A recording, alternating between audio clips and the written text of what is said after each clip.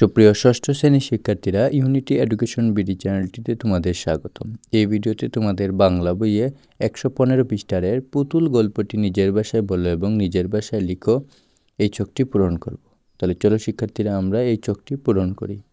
পুতুল গল্পটি 11 বছরের ছেলে পুতুল, যার প্রকৃতির সঙ্গে ঘনিষ্ঠ সম্পর্ক। তার ঘর থেকে তাদের বাগানটা দেখা যায়। নিঃসঙ্গ পুতুলের শুধু তাকিয়ে থাকতে ইচ্ছা করে বাগানের দিকে। বাগানের বিশাল 3টি গাছ রয়েছে, একটি রেন্টি গাছ আর 2টি কদম ফুলের গাছ। কদম গাছ দুটি যেন যমজ বোনের মতো পরস্পরের সঙ্গে জড়িয়ে আছে। বর্ষাকালে সোনার বলের মতো অদ্ভুত সুন্দর ফুল ফুটে কদম গাছে, কিন্তু শুঁয়োপোকা হয় বলে পুতুলের মা জেসমিন গাছগুলো কেটে ফেলতে চান। তিনি শুঁয়োপোকা অপছন্দ করেন। শীতকালে হঠাৎ একদিন পুতুলের মা বজদুমিয়াকে ডেকে এনে গাছগুলো কাটার জন্য লোক ঠিক করেন। এমন সিদ্ধান্তে পুতুলের মন খারাপ হয়ে যায়। গাছগুলো শৈশব থেকে তার সঙ্গী ছিল। বাগানে এলে সে গাছগুলোর গায়ে হাত বুলিয়ে ফিস ফিস করে কথা বলতো।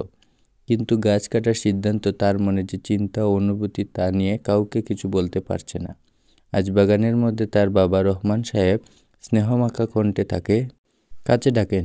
নিঃসঙ্গ পুতুলকে দেখলে তার শৈশবের স্মৃতি মনে পড়ে। বাবা শান্ত গলায় কথা বলায় পুতুল তাকে জিজ্ঞেস করে গাছগুলো কেন কাটবে। কারণ গাছ কাটা তার পছন্দ নয়। তার বাবা তাকে বোঝায় গাছগুলোতে শুঁয়োপোকা হওয়ায় তার মা তা পছন্দ করেন না।